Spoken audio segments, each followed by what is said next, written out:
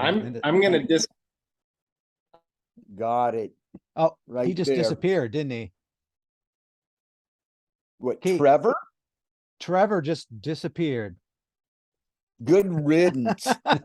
I actually interviewed him a few months ago. I had never talked to him before and didn't even listen to his style of music until I decided I was going to interview him. But I dug into that catalog for a while. Instrumental craziness.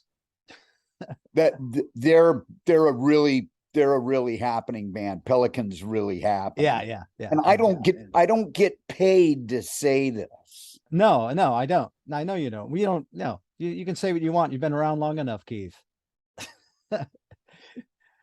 Keith, can I say to you first that as a 5'4" and 3/4 tall man, and to a 5'5" man, I'm honored to speak and to look up to you. Well, we could change that. I could actually go and get a plastic crate and sit on top of the plastic crate, which might make me look even taller than I am. No, see, I like my idols to be almost equal with myself. That's how I like to think of myself too. Well, I have a really great story about meeting idols who you think are like 7 feet tall. Yeah. Back in the 70s, I won a contest to eat sandwiches backstage with Blue Oyster Cult. And I was taller than all of them. They made me look like the Incredible Hulk. They are no ridiculous. Godzillas. They're not Godzillas. No, they're like really, those guys are, they're shrimps. They're tiny guys. Yeah. I always thought it was really interesting that Metal Mike had written a song for them, right? From Angry Samoans. He wrote a song for Blue Oyster Cult. No, that would be Don Waller from the Imperial Dogs, who used to write for a magazine called Backdoor Man with one of my good friends, Fast Fred. So it's Metal Mike And taking the song that was written for Blue Oyster Cult was This Ain't the Summer of Love. Yeah, that's the one. Yeah. So That's maybe Don along Waller. the way, Mike took credit for it. I think I've heard he's Okay. done things like that. Probably. I wouldn't put it past him. So Keith, I know you're very much into the pushing the new record, which I actually love. I love it quite a bit, and I don't take too many records these days because it's harder when you get older to really dig into something, but I really do appreciate it. So if you don't mind, I'd like to split this interview, 30 minutes of me just asking you random things that I've always wanted to know from you, and then the last 30 will be all about what you're doing with Off. Does that all sound copacetic to you? Let's go. Let's do this. I even have a little timer here for 30 minutes. So okay. All right. So Keith, thanks so much. It's you've been interviewed for years and years and years. Someone I look up to as a rock musician. And I know it's hard to fall out of that box of having been interviewed for so long. And it's really important to me as an interviewer to try to get past some of that. But I understand that. So I first am very interested in your childhood. I've heard you in interviews talk about how you're like 2 blocks away from where you were born. And I've also heard you talk about your father being a jazz musician and working in a bait shop. And recently I listened to a podcast from Little Punk People, which was amazing. I don't remember where a little punk kid from New Jersey interviewed you. It was so charming and compassionate. But he asked a question about if you had $1 million, what would you do? And the first thing you said was buy your mom a house and a car. So I guess my first question is, lineage and location seem to be important to you. Is that a misstatement to say that, or? Well, she is my mom. She brought me into the world. I got to pay her back for that. Yeah. No, actually, I talked with my mom about 4 days ago. My sister called me and left a message. My mom's suffering from dementia. Mine too. We And my just put her in a mom's nursing home. 84 years old. So it's like, my sister said she's happy. She has her dominoes and she has her bingo once a week, and she's happy to be around all of those people. So she has her friends. She also, my sister has a dog, so my mom walks the dog in the yard. So my mom actually has stuff to do. My mom's 84 years old, which means she's probably still going to outlive both my sister and I. Yeah. But yeah, $1 million, a house and a car back where she lives. You know, you probably buy a house back there for 75,000, maybe $100,000. Mhm. You know, and an old clunker that gets her back and forth to where she needs to go. It's, I guess, just the right thing to do. You know, my mom has always been supportive. My mom has always been the one that said, go out there and do what you want. Just don't mess with anybody, you know, just be respectful. Yeah. Was And she ever shocked by the path that you've chosen in music, or no, she loves it. Oh, does she? She's really happy that Wow. I chose this path. Wow, that's great. Yeah. And she has come and seen the Circle Jerks once Yeah. in Detroit. She was living in Michigan. Oh, I didn't know that. Yeah, she was living in what was it? I want to say Dearborn. With her twin sister, and her twin sister, my Aunt Lorena, had married a Vietnam War vet who was out of his mind. Oh man. Like, he'd go out and hunt and he'd bring the deer back to the house and carve them up and slice them up and hang them from the roof of the basement. So, like, if you were to go downstairs and go in the basement, you would have to wear rubber boots because of all of the blood on the floor. Oh man. Yeah, There's a horror movie just right there for you. right, right. And this is the area where I had three friends. They were a three-piece. They were called the Festival of Dead Deer, and they were amazing. And they were, one of the guys was actually from that area of Michigan where they have one day out of the year where everybody is given a gun. Even the people that don't own guns, they're given guns to just go out and shoot Just a deer. shoot things. Yeah. Yeah. Well, I would say, Keith, that you called it strange, but I imagine that neighborhood, it's not fairly uncommon to have bloody deer hanging in the basement. Probably not. The Or last in thing, the garage. yeah, That's yeah. what somebody's garage is for. The last thing I'll say about this, yeah, you rang true with me too with with my mother, and even though I think I'm 11 years younger than you, my mother is turning 90 this year, and we had to put her into a nursing home, and I'm kind of the one they send in out of the 5 kids. I think from being a writer and I don't know, growing up in the arts, I'm more willing to listen to repetitive stories over and over again. I feel like I'm in Groundhog Day, where every time I have to repeat myself, I have to say it differently to get a better reaction out of her. So, Okay, well, it depends upon who you're repeating yourself to.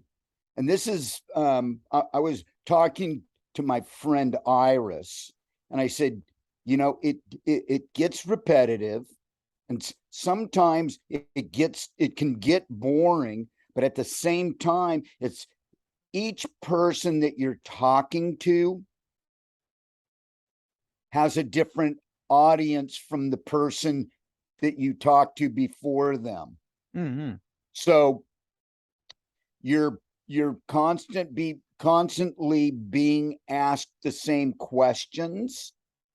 But the fact of the matter is that I could be answering these questions with you, and the people that zoom in on what you're doing might not even know who I am, or maybe have a little bit of an idea of who I am. So I have to repeat myself because some of these stories, they need to be repeated.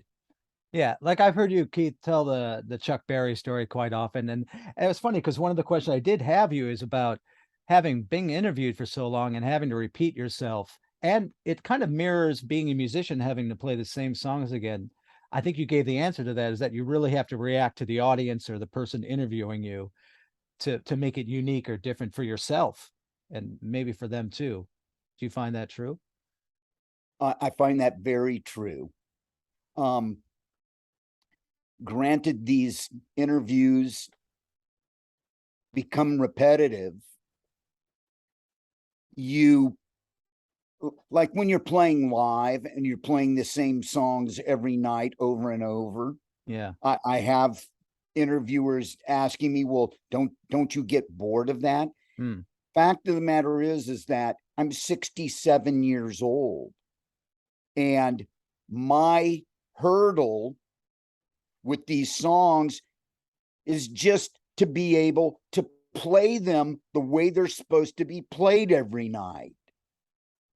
Because what we're doing, the amount of effort, the amount of energy, the athleticism, got to be prepared for it. You know that it's coming, but it's like, okay, let's go. Let's Yeah. do this. The adrenaline kicks in. That helps, pushes and moves things along. You have certain crowds that you play to. Not every crowd is the same. Some of these crowds, there's more senior citizens. Some of these crowds, and one of the beautiful things, the beauty of what we're doing is that the crowds are starting to become a little bit more different in that they're more women and they're more younger people who weren't there in the beginning, and maybe their mentality is, I've got to see this band before these guys die. Yeah. I've talked to a lot of old or older musicians getting older, and a lot of them were talking about that, like a resurgence for them, the feeling more enlivened by what's going on with the respect Right, towards them. Yeah. right. Well, you have an energy. You're creating an energy. The band is creating an energy on stage that feeds off of the energy that's being created out in the audience. Yeah. Now, Keith, I believe this, and I believe this about you. I believe it about myself, but I don't think it could be a general statement about musicians. Like, for instance, in my band, Screeching Weasel, Ben, the guy who wrote the songs, hated repeating his songs and was bored on stage and eventually stopped playing live. But to me, I guess it keys into maybe that we're more performative oriented. Like, I know you went to arts, I think you went to art school, and do you think you have that performative instinct in you that keeps that alive? I have some of that, but like I said, I'm 67 years old. I'm a diabetic. Yeah. I have a couple of other health issues. And just to get up on stage and do what we do, that's the challenge. That's the major challenge. Yeah. Not like, well, let's shake it up and let's add some things. And, we like the familiarity. Ah, I'm going through this right now with Dimitri, who's the guitar player, and off. It's like, no, we're going to be changing the set list up every night. And it's like, I'm the guy that has to write the set list. I'm yeah. not writing a new set list every night. We are not going to have enough time to really rehearse to go out and play, because our drummer plays in so many other Yeah. bands That's that a it's like, guys, I can't rehearse right now because I've got shows that I got to play, and I'll be back on the 17th, and we leave on the 20. Our first show is on the 24th, so that gives us like 4 days to Yeah. rehearse. Keith, that's one of the problems of having a good drummer is that everyone wants to use them. And in this modern day, in order to make a living, you kind of have to be in like more than one band. That sucks though for you.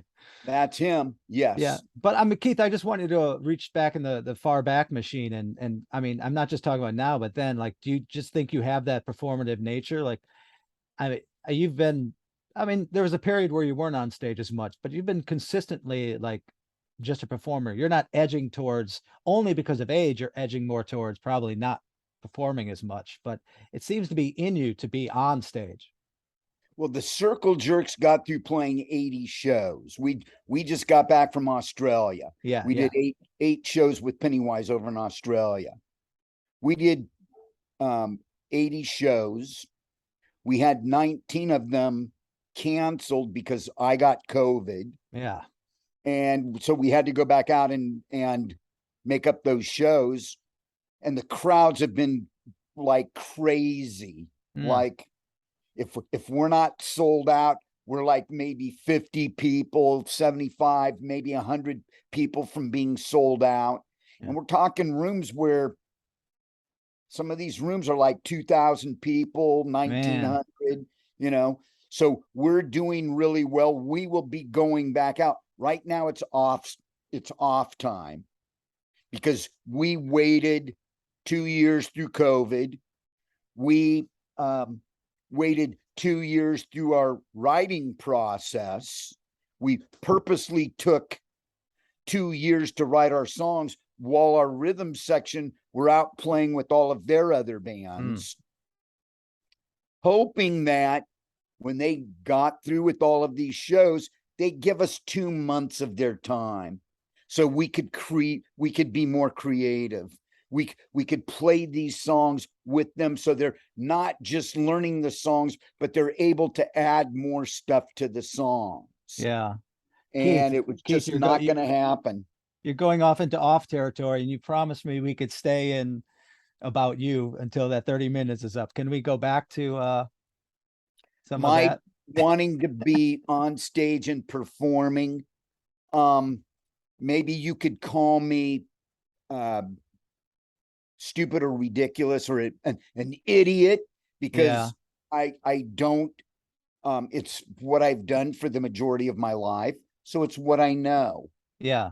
And I like before a gig, I'll get the jitters, I'll get the butterflies, I could turn white as a ghost.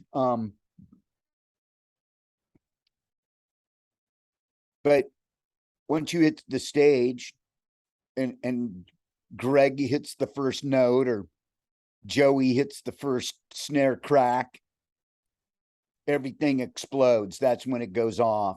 Yeah.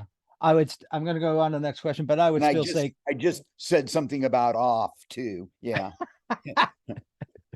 No, Keith, I would just say, I believe that that's not an instinct of everyone. I still feel you probably have to have some sort of passion instead of it just being your choice you could have changed. You could have gone off and done something else probably. So I just feel like there's something more than it just being what you do over time.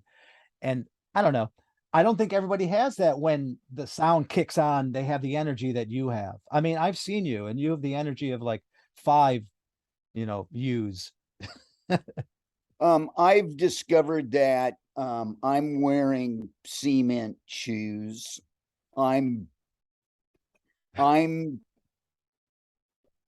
struggle at times to get through some of the songs. Yeah. But getting back to like doing other things. Yeah. There are other things that I want to do. I've co-written a book. Can you hear the motorcycle outside?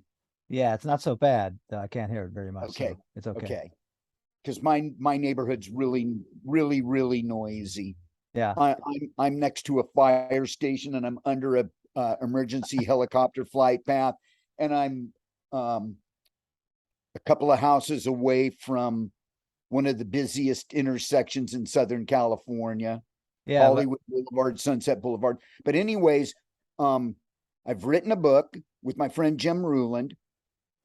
The book company said the book did so well, it went way beyond their expectations, that they want me to write a second book. So we started working on some of the ideas, coming up with a list of what we should talk about in this book, what the direction's going to be. I've also, I had a movie in my head that I carried around with me since about 2003. And I finally had a friend that wrote a script. Yeah. And now I'm not happy with it because all of the creatures, all of the Ray Harryhausen type effects. Ray Harryhausen is the guy who's responsible for Jason and the Argonauts and Mysterious Island and First Men in the Moon, the Sinbad movies, all those great Sinbad movies. Yeah, that was all that stop animation in a Yes. incredible old Yeah. stop animation. That's that's what I grew up with. That's Yeah. what I love. And that's what I wanted in my movie, based on African folklore. And my friend wrote a script without like actually talking with me about writing the script. He wrote the script based on about 20 things that I told him. And so consequently, I've got to find another friend that writes scripts, that knows about science fiction and fantasy and Jack the Giant Killer and Godzilla and King Kong and, you know, all of these different creatures and characters. And so I'm actually sitting on some of his scripts that are, he's got one script that's actually really good about living in Hollywood during the 70s, being it would be, what if Charles Bukowski, who is one of our favorite drunks, just average guys who wrote all of these really fun and cool stories, what if he, instead of going into the literary world, was a private detective? And he stumbles upon a missing persons case where the missing person, there's more than one missing person, and they all seem to be missing out of one place. So who's done it, but he's drunk. And the Keith, is this different from the film that you worked on in tandem with the Off? Or yeah, completely different. oh wow, you got a whole nother Completely project different. going. Yeah. Yeah. Yeah. Can I ask you another question before my 30 minutes is up? You could ask me a couple more questions.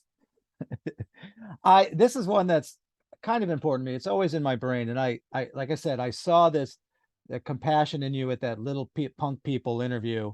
How you related to the child was just almost magical. But I know from being in the punk scene that was fairly aggressive for like over time. It's just a hardcore scene is aggressive. And I've heard interviews where you talk about a show with Black Flag where I think you were at a picnic or something. I think it was called the Molly One or the Molly One Park or something, where Hollywog Park. Hollywog Park, yes, where you basically played in front of these families, and they're sort of antagonizing of the situation of the picnic, and they come at talk to you about swearing and stuff. I'll get to the point here. I'm fascinated with I don't know if it's a contradiction in you, but that there seems to be this fascination with rebelliousness that's natural in punk, but also a compassionate side to you. Do you ever feel like those are in contradiction to each other? Like it seems like to be aggressive like that or antagonistic, you obviously will hurt people's feelings or emotions, which is okay. That's how the world goes and changes. But I also feel that you have like an empathic part of you too. Do you ever find those are in contradiction with each other? I do. Yeah. Here's the thing. Um, we live in a really unfair world. Yeah. We live in times where things are really horrible, and I want to be an optimist, Yeah. but I'm really more a pessimist. Like, is there really a light at the end of the tunnel? And you can hope for good things to happen for good people. And the bottom line is, I've done a lot of really shitty things. And I've made amends to as many people as I could make. I mean, that's part of being in a program where one of your steps is you've done some harm and you've done some damage and you've done some really crappy things to some people. You need to go back to them with um, having found your light, Mm. having cleaned out and cleared out a lot of this garbage that you carried around with you. And so I made all of my amends. I didn't no, I didn't make all of my amends because some people died that I should have apologized to. Oh man. But I'm still friends with the majority of my ex-girlfriends. Like, we can still Yeah. converse. I mean, there Yeah. are a couple of them that look that they don't deserve an amend, and it's like I'm not going to make an amend because I didn't really do anything to harm them. So, they're out of the picture. But um I have this I had an epiphany, and that is I've just got to be a good person. I can be angry. Um, the subject material in some of these lyrics are pretty horrible, Yeah. very dark, very ugly.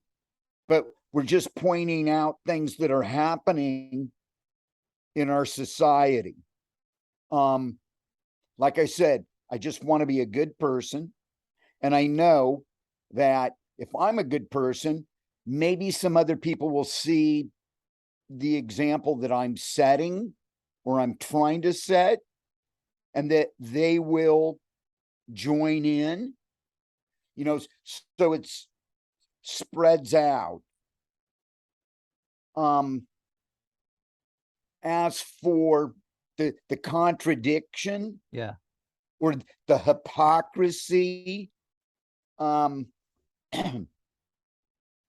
I just try to live with it. I think it is what it is, and I don't have to apologize for everything. Mm. I continue to say all of these things where I actually had Greg Hetson.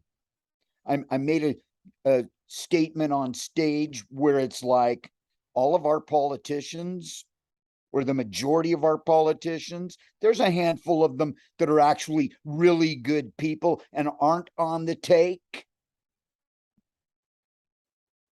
But all of the bad ones, and there's so many of them.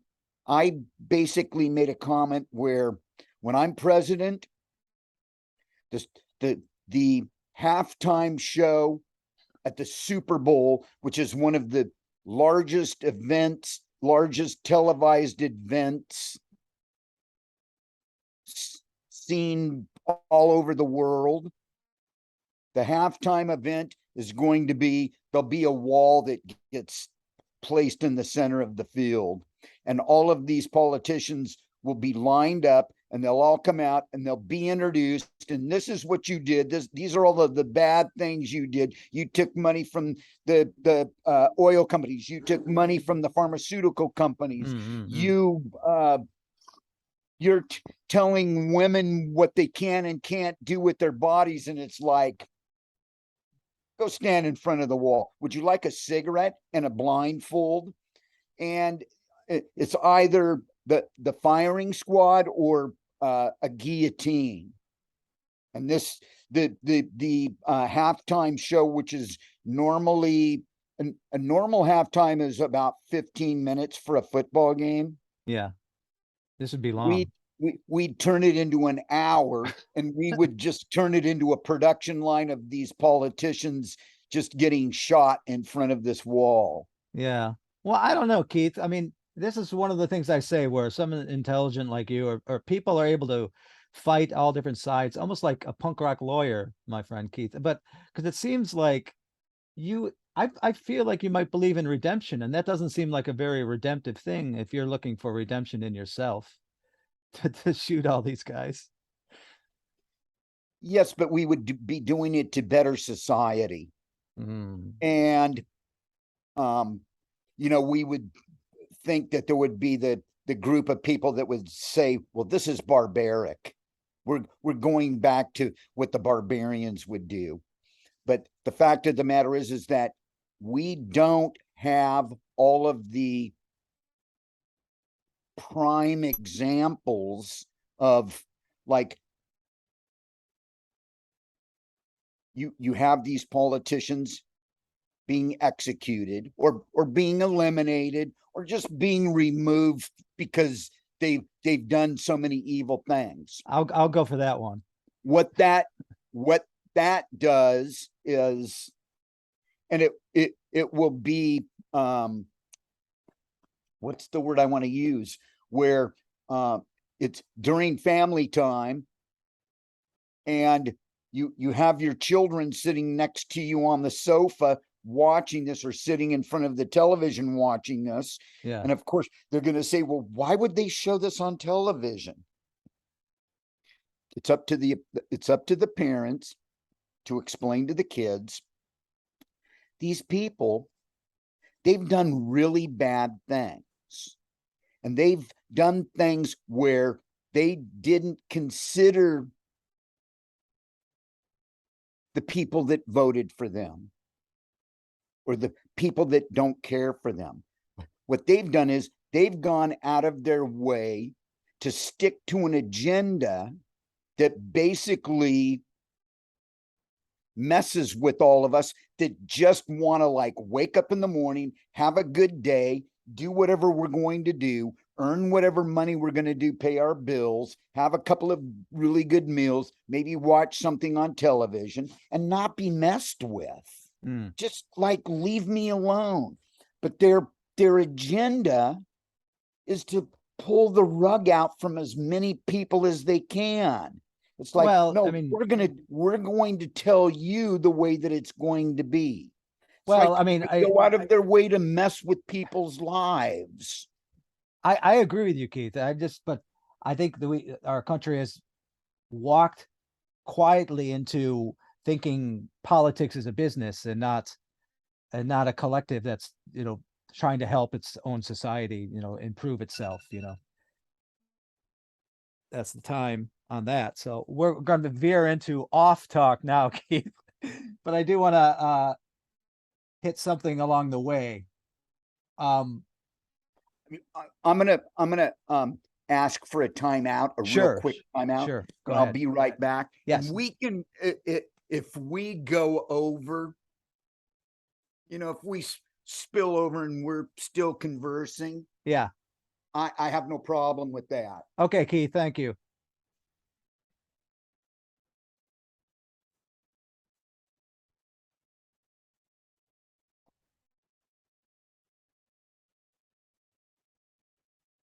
I do. Rocket from the Crypt. Can't see all his books on the shelf there. Nice pillow, though.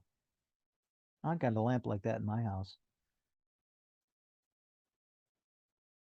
Here's the questions that I have to try to get through, and then I have off questions right here too. So, but I'm just gonna let him do what he wants to do.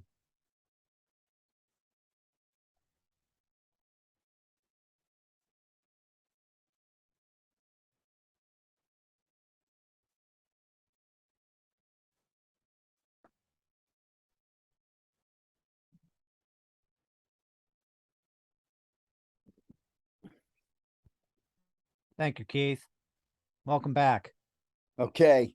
I'm in Japan right now, so we say "akairi nasai" when someone comes back. Oh, you're in Japan? Yeah, my girlfriend lives in Osaka, so I'm here right now for a few months, and then we're coming back to Chicago. Yeah. Oh, that's great. So I'm in the future. I'm your tomorrow morning. Okay. Yeah, I love it here.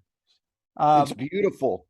yeah, You know, I one of the great things, because I've been to Tokyo 3 times, and you can eat off of the streets. People show respect towards each other. yeah, There's no litter. Everything is spotless. yeah. It's I funny said because you there's no garbage cans around either. People just put their garbage in their purse or their backpack, and then they wait to get home to throw it away. So good for them. yeah. Also, it's true about the if you lose something, you'll get it back. I lost a wallet on the street, and it was mailed to me a couple days later here, so with all the money in it and everything. Too bad that's not happening here. No, no. Well, I would say the positive and negative thing that Japan has that causes a lot of this is the shame culture that they have. It's like, if you do something wrong, you feel the shame of your whole family, your whole lineage. So they tend to be a little bit more polite to each other. And hopefully through that you'll learn to feel it naturally, but a lot of it is kind of imposed. Okay. But we all have our positive and negatives, Keith. Um, there's this thing I want to hit that I really want you to, I don't know. I love listening to your interviews the last couple of days, and you're so smart, and you remind me of someone who has a pretty good memory for what all this shit they've done over the years. Like your timelines are pretty well fitted in your brain and all that. And I know you can go off on subjects like with the government or punk in general, but I really wonder if there's like any core values that you feel like you've always stuck to, or if that's even possible. Like for instance, I'll say one of mine was when I was little, I felt I had this ability to. My first impressions were pretty correct of people, but I pretty quickly decided it was better for me to actually understand someone by subduing that and allowing them to be who they are, and try to understand them better. I'm just wondering if there's any core values that you think you've carried with you through all your life. Well,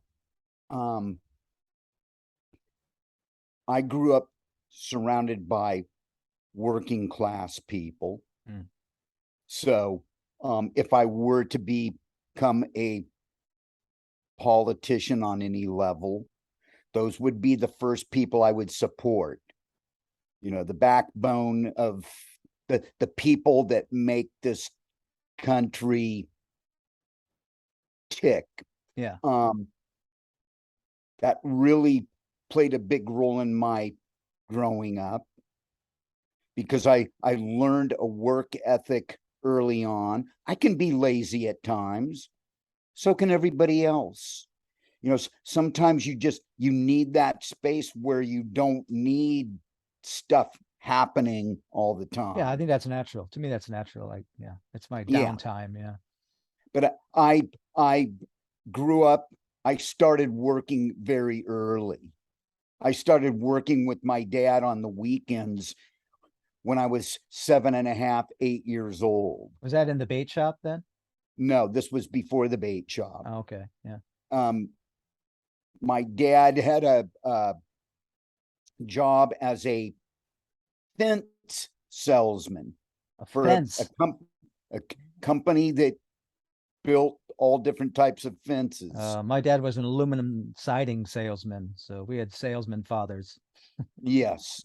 And I would accompany my dad. He would actually take me along, Mm. like there's a movie called Paper Moon with Tatum Tatum O'Neal O'Neal, and yep, I and love his that movie. daughter, and they run a scam, a con, where it's like, you got to buy this Bible so I can feed my daughter. And here's his daughter with him. Yeah. It kind of that same, like, playing on people's sympathies like, well, I've got to buy this fence from him because He's he got a child to take care of. got a child to feed. Yeah. So I went through that. That probably lasted a summer and some weekends during the school year. And then I went to work sweeping the floor in the barber shop on Saturday morning for $1, like going in twice and sweeping all the hair up and putting it in the dustpan and putting it in the trash. And then I went to work for my dad when I was about 10 years old, 10, 11 years old, where he had me in the store on the weekends, counting hooks and stocking the shelves. And it got to the point where not only was I doing all of that, but I was also packaging bait. I was putting lines on reels and sweeping the floor and sweeping the sidewalk out in front of the shop. And then it got to the point where I was dealing with the Bank of America on Friday and Monday, Taking where I over the was financial actually parts of it. doing the bookkeeping and the Yeah. accounting. Man. So then it got kicked up to where not only was I doing all of those chores and jobs, but I was also dealing with the United States Postal Service. I was dealing with UPS because we started a mail order service. And what else was there? There was just doing stock work, dealing with all of the companies. Like there was one company that would deliver anchovies and shrimp and squid from San Diego. And you're also probably nurturing relationships, because I imagine you'd have, I mean, that kind of business, you'd have to have those people that probably come in weekly with, that. Well, you get to deal with the public. Yeah. You get to deal with the general public. And that's a very difficult thing to do because the people that are coming in on all different kinds of levels. Yeah. Yeah. Like, they're crooks and thieves that are looking to, I actually had my dad watch me get shortchanged by a shortchanged artist. And was it that $10 trick? Change for a 20 or something? Yeah. Well, he said, I just watched what happened and I saw what that guy did to you. And what did you do wrong? I'm going to tell you what you did wrong. When he gave you that $10 bill, you were supposed to place it on top of the cash register so you knew what the bill was. So that when he came back at you and said, no, I gave you a $20 bill, you owe me $10 more. He said, you have the bill placed on top of the cash register so you know what the bill is. And it was like, he let me go through the whole process. I probably ended up giving the guy about $30 or $40. Oh, man. And your dad just And sat by. And my dad didn't say anything. He said, it's a very important lesson. So I hope you learned your lesson. And I did. Do you, through all the different bands, Keith, do you often find yourself taking position in the sort of the money man or businessman of a band? I always think that's interesting in punk rock, that we've had to, in many ways, become our own like managers and businessmen, like within our companies. In the beginning, yes. Yeah. On the first off tours, I not only had the merchandise being printed, but I was also setting up the merchandise and selling the merchandise. And at the end of the night, I was dealing with the promoter, like collecting the check or collecting the cash. Yeah. Like, the way that it works is you sign up to play the venue. And the deal is your booking agent gets 50% of the money sent in advance. Right. And if you're a band on tour, you want the second half of the guarantee to be cash. So you have money for per diems. Per diems, That exactly. way Yeah. everybody can get something to eat. So you have cash for tonight. We're staying at the Comfort Inn. We lucked out. We got 2 rooms with 2 beds, but we're on the, we were, our guitar player Dimitri's wife's older sister worked for a promotion company that worked for a chain of hotels. Ah, Now, when I say a chain of hotels, there were 6 different hotels under the umbrella got it. Yeah. on varying levels. Yeah. Yeah. And we were just happy to be able to, it was called Friends and Family, the Friends and Family program. I lost your voice. Still gone. Nah, I think you might have hit something when your hand was over the.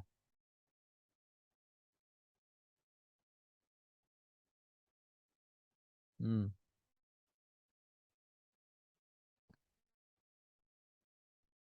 I can't hear you. Oh, it says you're muted.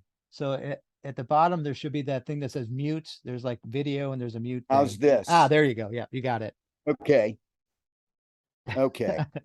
So you had this, you got discounted hotels because of that umbrella of being in the band. Or knowing somebody that worked for the promotion company. Yeah. So, using those connections. That lasted for a couple of tours. So that was very welcome. Yeah. Always looking for stuff like that. Yeah. Always looking for the deals like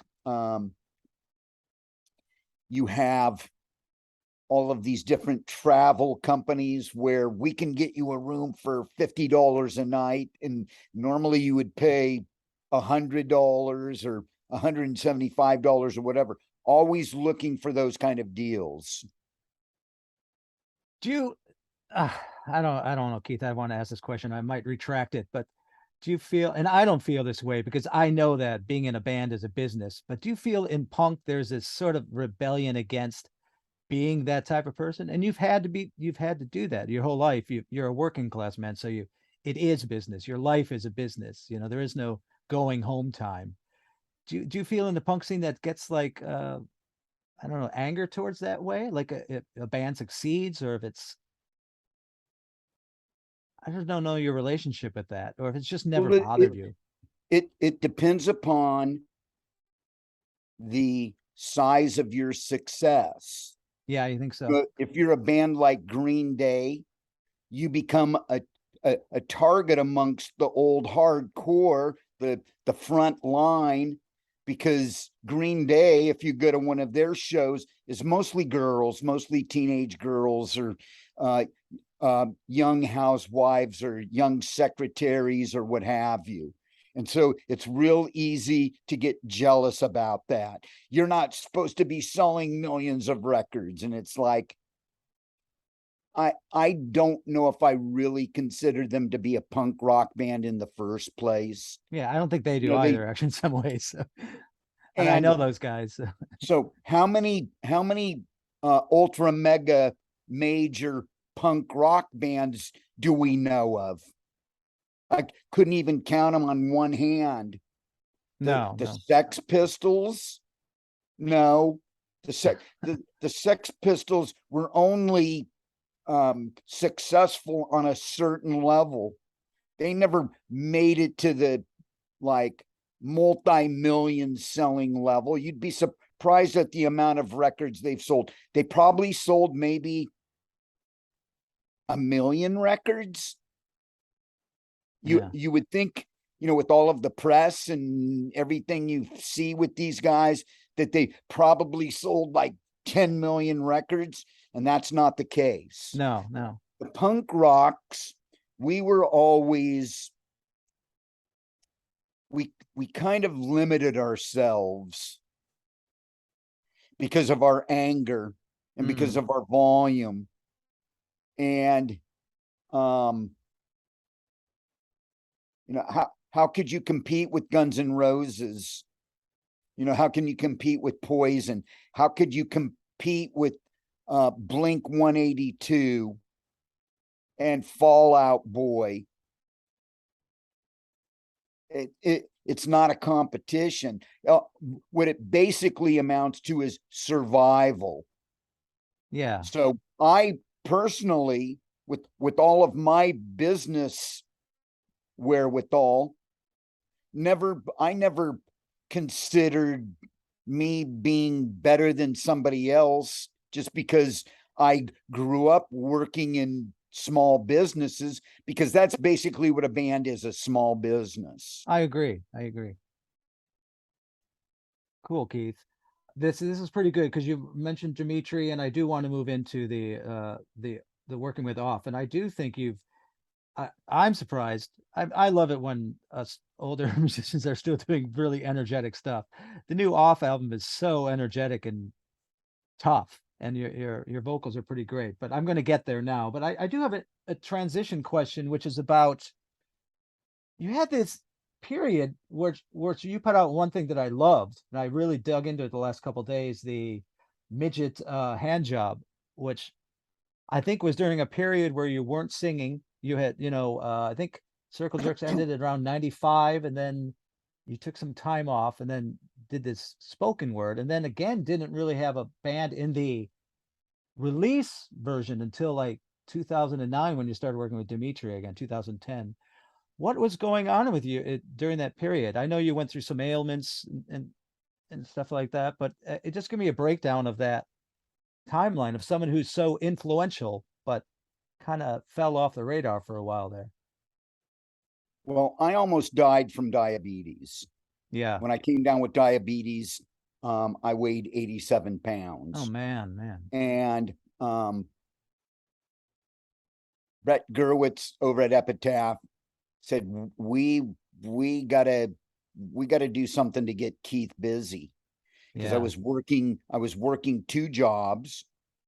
See, one of the things that happened was the Circle Jerks was we had too much downtime because our guitar player had become a full-time member of Bad Yeah. Religion. Greg, yeah. You know, and it's like Bad Religion has a new record out, which means they're going to be gone for a year. They're going to be going out on the Warp Tour. They're going to be touring Europe. They're going to be, touring the United States after they get off the Warp Tour. And, that's like there's a year out of our lives. And I was working odd jobs, and I came down with diabetes, almost killed me. Like I said, Brett Gurwitz saw me and said, we got to do something to get Keith busy again. Yeah, So just they get your they mind gave off of us it more. they gave us money to make a record. They gave us money to go out on tour. The tour was disastrous. Nobody knew who we were. The CD, they sold 500 copies, and they were excited about it because they'd already created their next advertising campaign for Midget Handjob. Yeah. And that was, you too can be a part of the worst selling band on Epitaph. But it seems like Brett was setting it up not to do something huge. He just wanted to get you motivated again, probably, right? That, and come on now, that should be it. Okay, that's good. That's it for the phone. Unless somebody else calls, but No, but Keith, your mic is really great. It's not picking up a lot of those sounds, so don't worry about it. Yeah.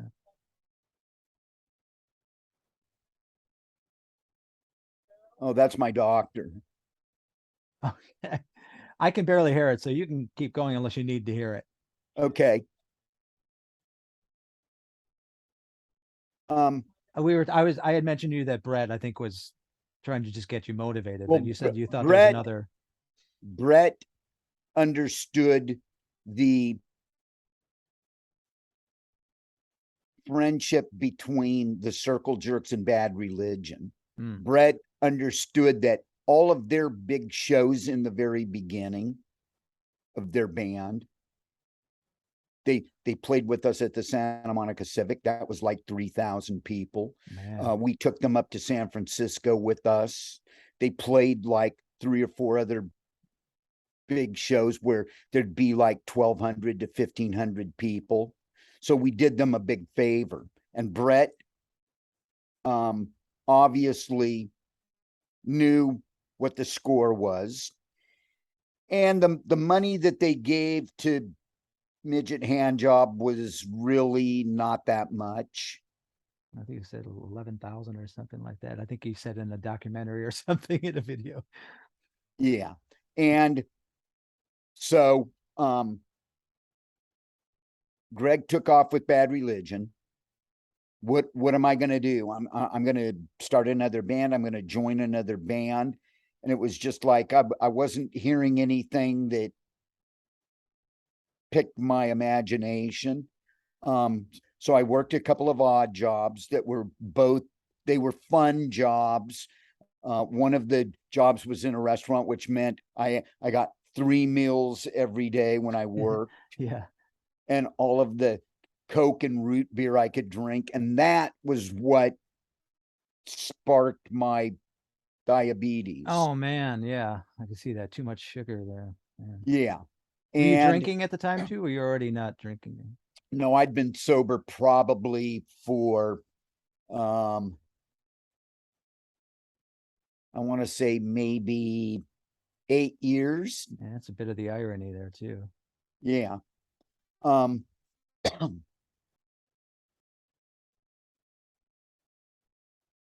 I was bedridden with diabetes. Oh man. And Brett eventually was contacted by 2 of the guys from a band called Clawhammer who were on Epitaph. And we had done some like little thrown together shows here and there where I just did spoken word while they played like Creedence Clearwater riffs or Roxy Music riffs or who else, like krautrock. These guys were into krautrock, and it was like I loved everything they were doing, so it was really easy. It all fell together really simple. The band didn't last because we did a tour and we were having a hard time keeping some of the guys in the group. It wasn't a band. It wasn't like a band per se where it's like, these are the guys that they're part of this. We would just, I'd book a show and have the date and call everybody up and say, this is where we're playing next. And whoever showed up would play. And at one of the very last shows, it was so depressing because we played one show early that night here in Silver Lake, and it was one of the best shows we played with all of the guys, with some extra friends, like a couple of guys from a band called what was they Don Bowles from the Germs just set up a radio, and what he was doing was he was looking for finding a frequency between 2 channels and zeroing in on that frequency and turning that frequency into like the bed like the rhythm piece. Yeah. And the other guys, one guy played like a bowed guitar, and the other guy played a tape loop. They were called Solid Eye. Okay, I got it. The guy that played the tape loop would eventually end up playing in Midget Handjob because he loved us. So anyways, we played this last show. It was like 3 guys showed up, and all of a sudden it's a drummer, a sax player, and a guitar player, and it sounded like a band. And it was like we were never supposed to sound like a band, like a rock band. Yeah. You know, we were always had this weird loopy, goofy, ethereal stuff going back and forth, and chains and bottles and trash cans or whatever anybody could beat on. So we played this last show. It was down in Long Beach. 3 of the guys showed up, and it was like, guys, this is our death knell. This is it. Yeah. That we've got to be through here. Because what was happening was the guys all started doing other things. So there was no time to really devote to Midget Handjob, which is understandable. Yeah. We weren't making, when we played, we were barely making any money. So, you know, a lot of these musicians, they need to get paid. And that was the reality of it. The circle jerks would happen a couple more times. Now I don't know. I think we did like a I want to say about a 2.5-week tour where we went through Texas. We played a festival in Texas. And whenever you play a festival, the guarantee is decent enough to pay per diems, pay gas for the vehicle, pay for some hotel rooms, buy build a some little new tour around it. strings. Yeah. Yeah. And so we did a couple of like mini tours, and that was it. Yeah. That's a long period, Keith. Well, I also was asked by one of my friends to go to work for a record label he was working for, V2 Records. And they had just signed the White Stripes, who were going to end up being the biggest selling band on the label. Yeah. They'd signed Moby, they'd signed Elbow, they'd signed Granddaddy, they'd signed the Icarus line, they'd signed the Burning Brides. Yeah, and that's just as a side thing. That's Dimitri's band. Yeah, that's how I became friends with Dimitri. They Yeah. were one of my favorite bands on V2. And that's where our friendship started. Yeah. I do want to get there. You brought us right there, but I had another question while we're talking. You don't have to answer this, but as also a fan of Greg Hetson, and I love his playing. Did you seem fairly loyal to a band lineup? Like, was it just never a question whether you would replace him, or it just didn't, it was your band together? Is that what I would like to believe? Well, we're the original members. Yeah. We started the band. And there's a bond yes, there probably. At one point, the guys said, we can't sit around for a year waiting for Greg Hetson to come back from a Bad Religion tour, you know, a year-long tour. So we actually auditioned our friend Dix Denny, who is the lead guitar player in a band called the Weirdos. Yeah, no. And he played with us. He actually played on one of the songs on Oddities, Abnormalities, and Curiosities. Right. But Greg was not happy with that. And the problem with that is that those guys had tried to replace me when I left for a sabbatical. Like, I can only wait around for these Bad Religion tours to end so many times before it's like, I'll see you later, fellas. Time to go. Yeah, I understand. Yeah, those are hard decisions to make, and especially with long-term relationships like that. That's hard, man. I'm glad you guys are working together though, and these doing these long tours. I just love the two of you together on stage. I saw you, I think in '86 at the in Chicago at the Cabaret Metro, and it was one of the best shows I've ever seen. So, um, are you still okay on some time here, Keith? Keep going on. I want to move into more off stuff. You good? Yes. Okay, cool. So moving into off, I'm just really curious, and once again, you don't have to go into detail if you don't want, but it seems interesting, and maybe it's your art instinct I think you have, or but you have black flag to bug lamp, which was thing, to off. Is this it's like all killing insects sort of related, but is it also sort of a statement about having been in Black Flag, or is it just your creative mind making links between your projects? I had nothing to do with naming the new band. No. That would be Dimitri. You can Ah. blame that on Dimitri. Dimitri, while we were writing songs for the what was supposed to be the new Circle Jerks album, Dimitri and I were working in my living room. And one day he is sitting in a chair and he starts whamming and jamming on the guitar, and it's like, keep playing that. Keep playing that riff that you're playing.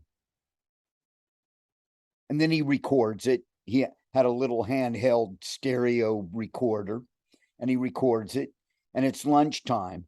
And on our trek to where were we going? I think we were going to get burritos. We're rubbing nickels to make pennies. Yeah. We're like the starving musicians. Yeah, I get it. That are just barely, like, we have enough money between the two of us where we can get a couple of refillable Starbucks, where we'd pay like $3 for a large Starbucks, and we'd come back to my place and we'd work for an hour, and then we would go back over to Starbucks and get a refill, and then come back over and work for another couple of hours, and then we would go back over to Starbucks and get a like third refill, and we were doing this every day. My and God. maybe somehow managing to split a 12-inch Subway sandwich, or like I would make a salad and we'd go across the street to the market and look for the cheapest frozen pizza.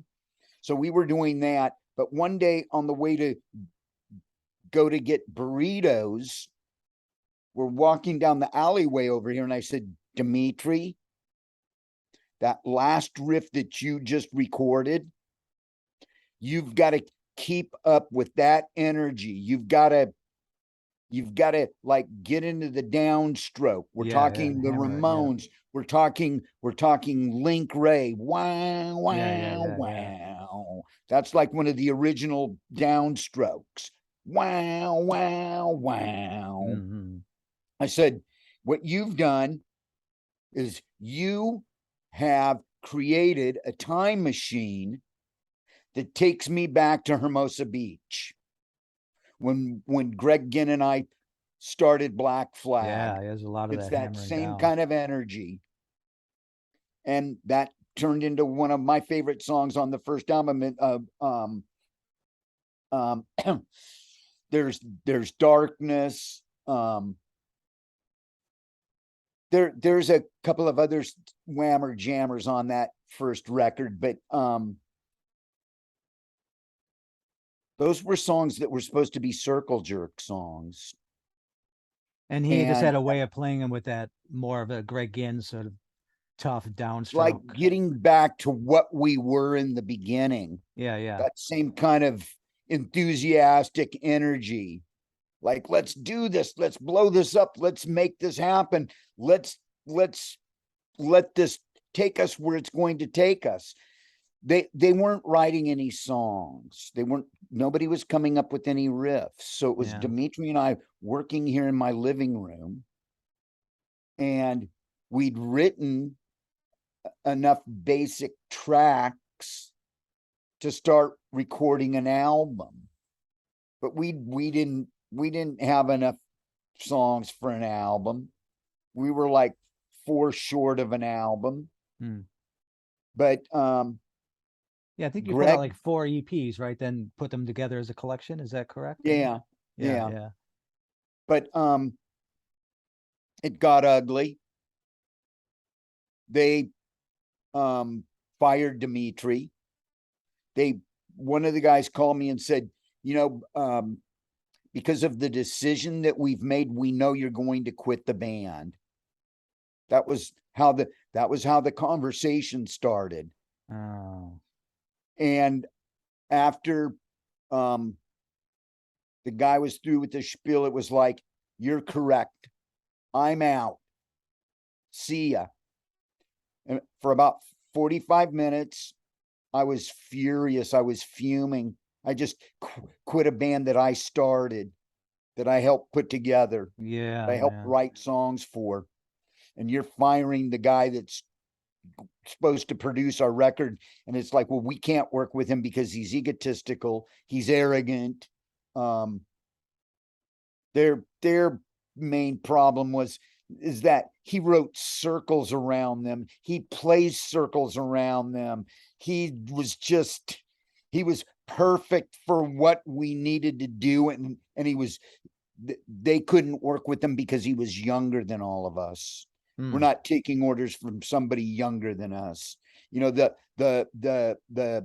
arrogance of the cocky, self-assured guy that's done everything and knows everything and knows all the answers. We're not working with him. And it's like, we started off and it was a beautiful thing for us. It worked for us. It came right at the perfect time. Wow. Keith, I'm going to sidetrack here. I just talked to David Schwartzman, who is from Adrenaline OD. He's putting out a book about the band. And then there he had a band after Adrenaline OD where they were doing pretty well on a label. And one of their members died. And the label sent them a message like the next day that said that you've broke the contract by it being the 4 members that were signed. So we're releasing you. So it's like using this disaster as an excuse, to get rid of someone. Did they put an album out on the label? The album never came out. He's still like sitting on it this like 20 something years later. Yeah, they never put it out. That was an easy out for the record label. Exactly. That was But kind just of like like this. saying, we're not going to put out your we're not going to put out your record. Yeah, but You know, they couch it in some tragedy. Yeah. we're going to cut our expenses. Yeah. We don't see a bright future for you, so we got to cut you. Yeah. Keith, the other thing I thought was interesting is that I saw through the history of Dimitri that he had a baby. Actually, I think the year you guys started working on the band too. So that's a lot to take on. Well, Dimitri was also asked to audition for Guns N' Roses. Oh, really? And he sat here and said, I don't want to. And I said, Dimitri, you're in a financial situation where you have dollars in the bank, and you've got a newborn that you've got to feed and house and clothe. So you need to go and audition for Guns N' Roses. This was when Tommy Stinson was playing bass, because Tommy Stinson and Dimitri are good friends. And Tommy said, you got to come over here and play in this band. Yeah. You're going to get the gig. And he went in and he killed it. Everybody in that room just lost their shit. Like, this is the guy that needs to be playing with us. Everybody. Axl Rose was not there. He didn't attend any of the rehearsals because he sat at home. What they did was they videotaped they videotaped the rehearsal, yeah, the audition, And he sat up at his house and decided that he wanted one of his friends to play guitar in the band. After putting someone through the Tommy audition, yeah. left. Josh Freeze was playing with them, and Josh, who's a great drummer, said, you have me on a retainer. We're not doing anything. I need to be playing. Your retainer's great. It's nice to be on retainer, but I got like 3 kids I've got to feed. Yeah. So I got to go out and I got to play. And that's when he was gone. And eventually Tommy left. It was like, well, we could only wait around so long to record this new Chinese democracy or whatever it was.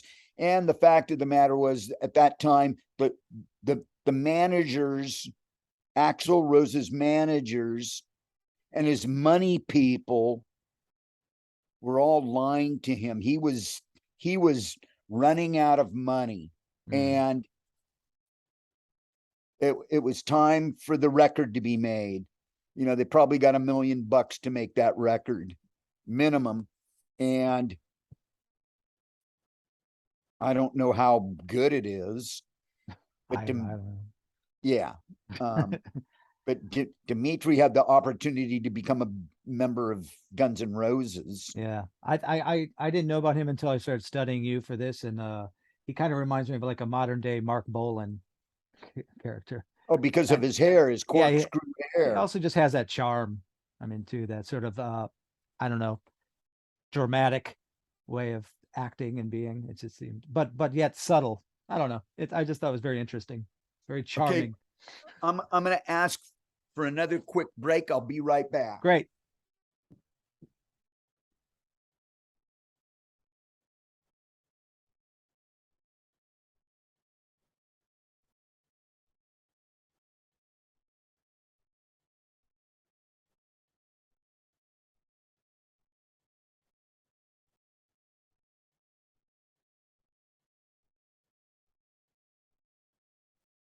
Gonna wrap it up soon, folks. I think I got him a little out of his box. Great.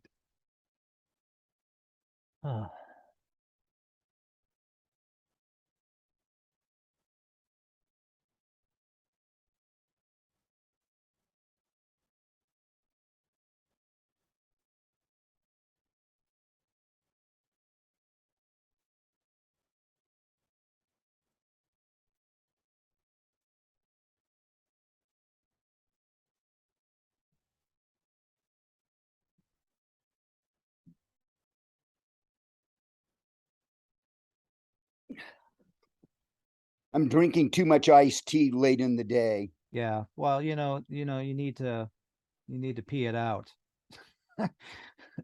Keith, thank you for being so liberal with your time. I have a couple more questions. This is great. I love moving into the off stuff because I think it's a vital album for these days where it's harder to record such, I don't know, energetic records. I'm really fascinated with the idea of this being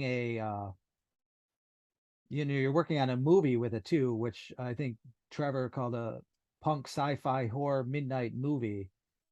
What I'm really curious is how it seems to have affected the sound of it. Like maybe you being your own fictional band in a movie has allowed the band to get a little bit more weird or outside its own box.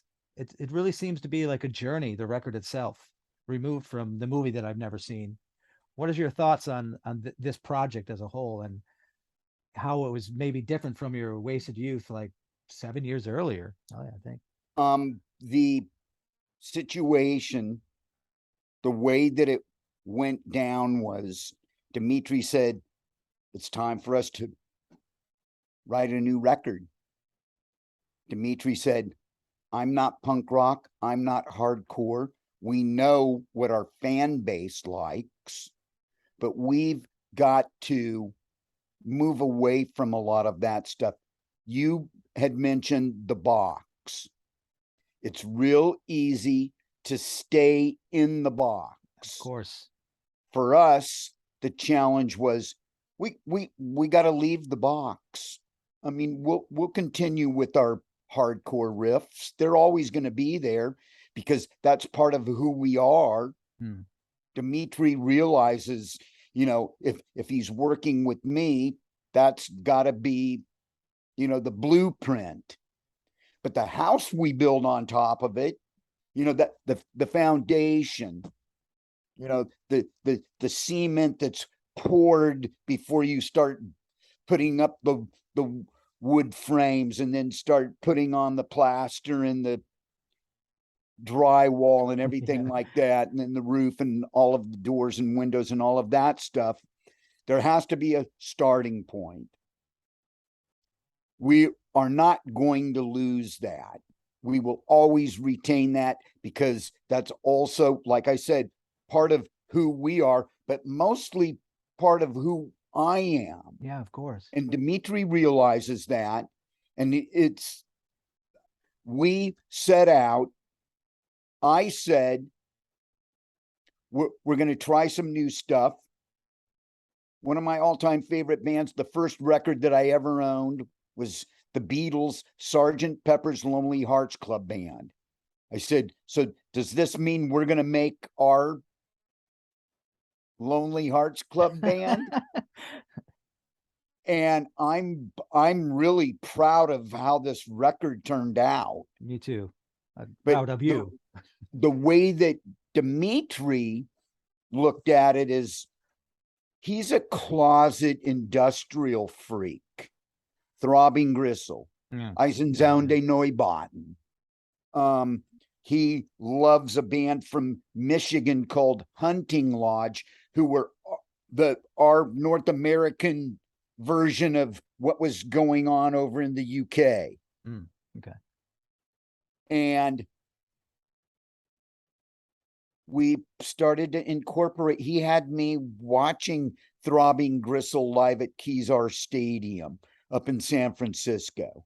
He had me watching Eisensounde Neubauten.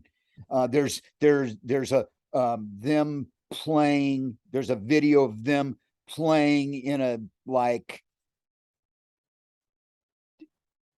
it looks like a bombed out industrial building where they would have manufactured cars, and one guy's like banging on a shopping cart with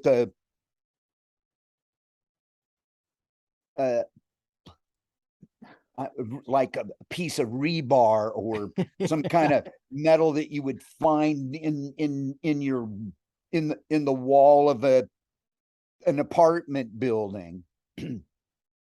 One guy's like sawing away, and one guy's got a flamethrower or whatever, and they're just doing all of this stuff. And I'm drawn to all of this because I'm also open-minded enough to know that this stuff I like it. It appeals to me. Yeah. I'm totally into it. But we listened to, we watched footage of Miles Davis playing in front of Herbie Hancock and the Headhunters. We watched Albert Ayler. We watched a couple of documentaries about voodoo in Haiti, and just get that darker tones.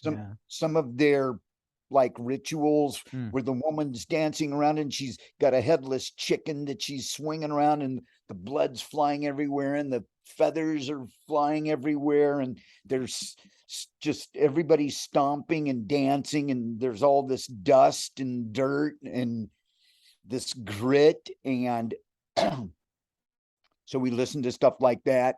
We also have a friend who plays in a band called Amps for Christ, and it's not really a band, it's just him and whatever he plays on and through. And we fell in love with his thing because he's such a great person, and he'd played in Man is the Bastard and Bastard Noise. So we're going into these areas that I would never really go into. Normally if we're writing songs for a new record, we would be listening to the Bad Brains and Aerosmith and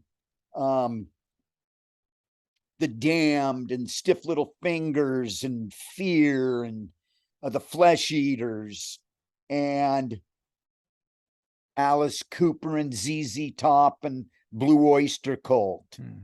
You know, we talked about Blue Oyster Cult in the very beginning.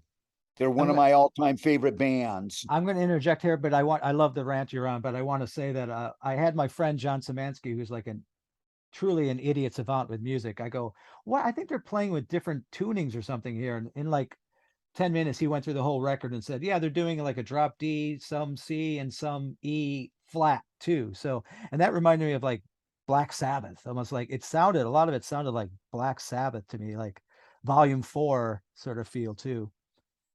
It just felt like some of that was thrown in there also. Well, we always listened to Black Sabbath. Yeah. But your friend is correct. I think there were probably 6 different tunings. Yeah. And this is what Dimitri wanted to do. And it's it going to make playing them live difficult though. Yeah, but we're gonna, we'll sink our teeth into that and get into it. Is what that'll do is that'll allow the three other guys, including Autry and Justin, to start creating stuff between these songs right. while he's reaching for a second guitar that's tuned a certain way. Yeah, see, that's a creative mind, Keith. Someone sees as the problem. Problems often are like the creative solutions are almost more interesting than the original products to begin with. So that's what that allows us to do. Yeah. And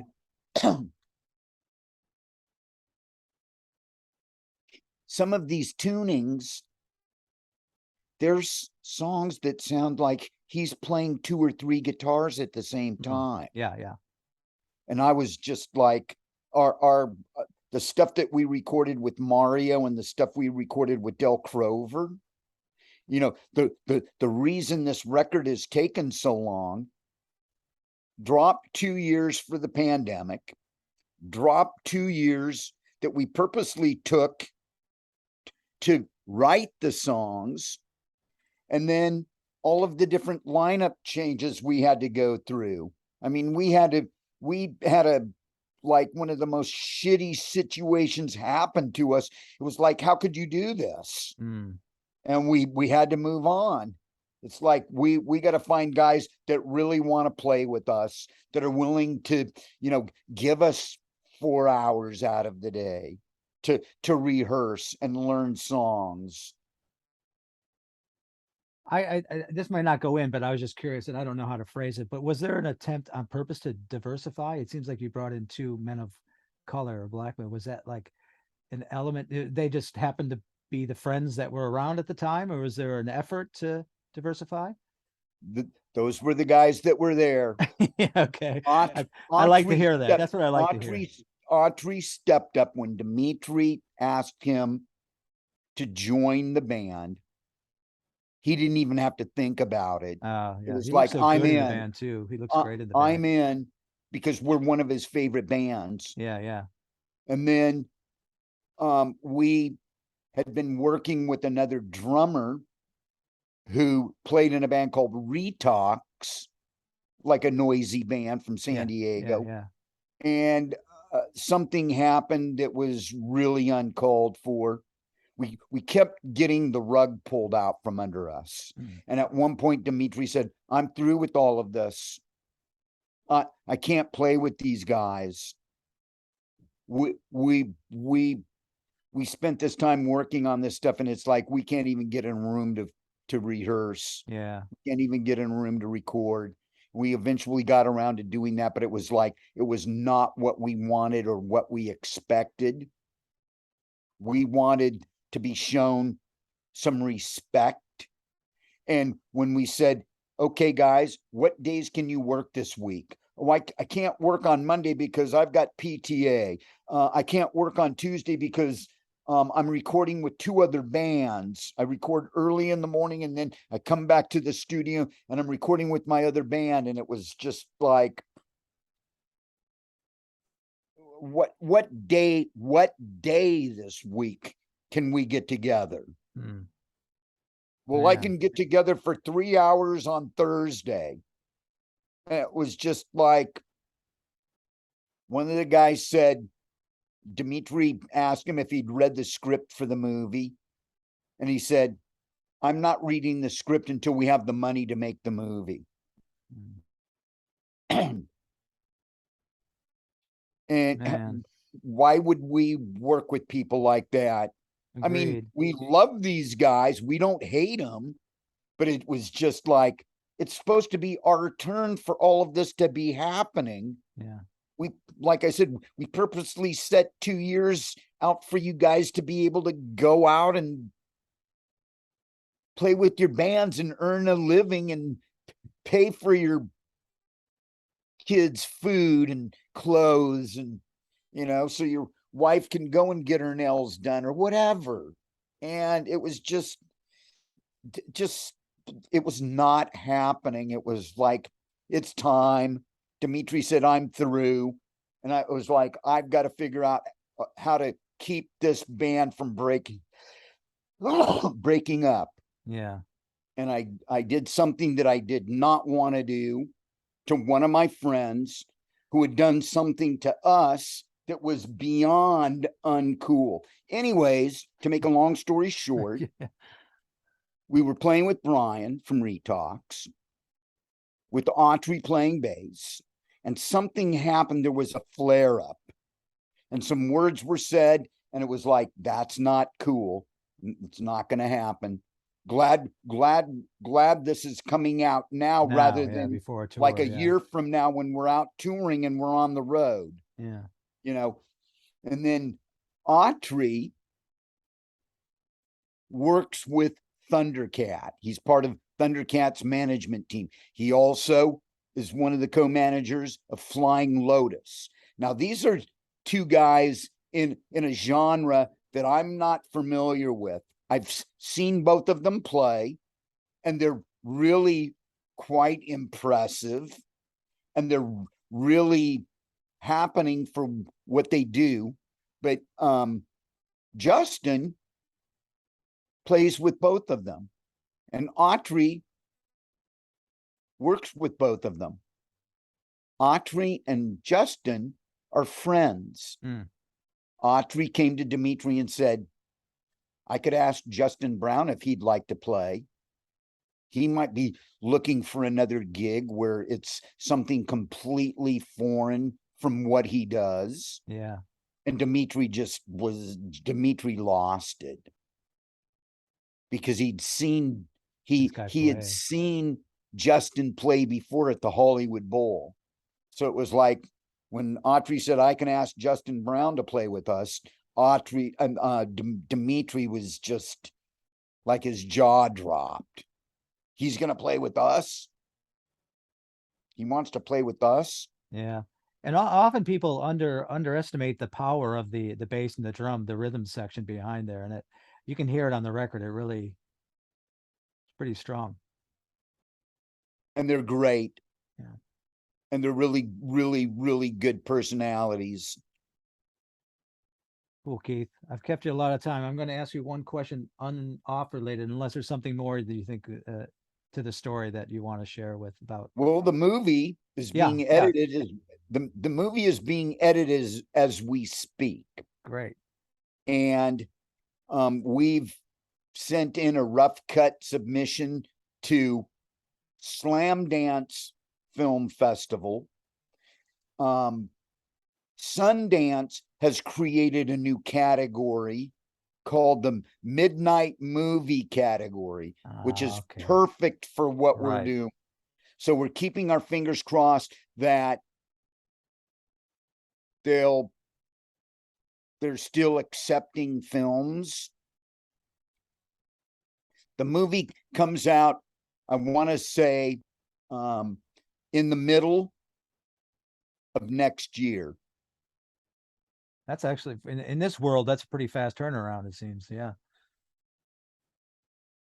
That's cool. Is there any plans to like tour with the movie at all? Or like show it, or you want to keep those separate? Or Well, at one time we were actually going to play to accompany the movie. Yeah, yeah. That's a lot But of work. that vision that's a That's a bit big of one. a stretch. Yeah, yeah. Yeah. Cool.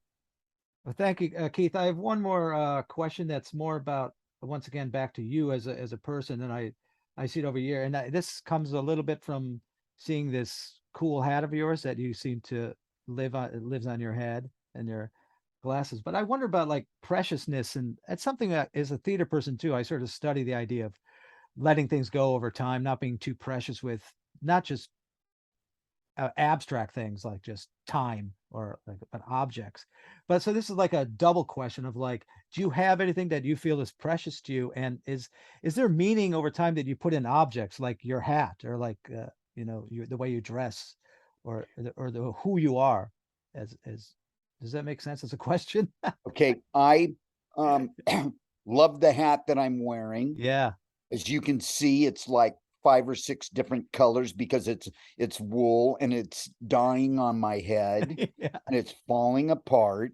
And I would replace it if I could find one. But there's a bill on this hat that's like a baseball hat, Yeah. Yeah. which I find myself in situations where I could be at Coachella walking across the park, the property where the sun is beating down. And if Mm. I wasn't wearing it, I would need to my glasses tint up, but they're not strong enough to keep the sun out of my eyes. Ah, I So this see. works to keep the sun Ah, out of my eyes. It also works to keep the rain out of off of my face. yeah.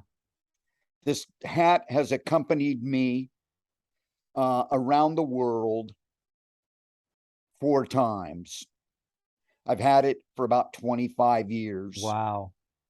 I've been looking for a new one. And trust me, if I were to come across a newsboy hat with this bill on it, I would purchase it in a heartbeat for whatever it costs.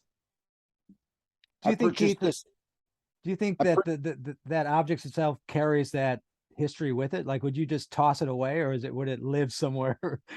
I would probably you could go to a wig store and they have all of the foam heads that Yeah, they place the wigs on. yeah, I would get one of those and I would put it on top of one of those foam wig holders or hat holders, yeah, and it would just go on a shelf here. yeah. Um, I my the things that I really hold precious are maybe 20 albums that I own. Mm.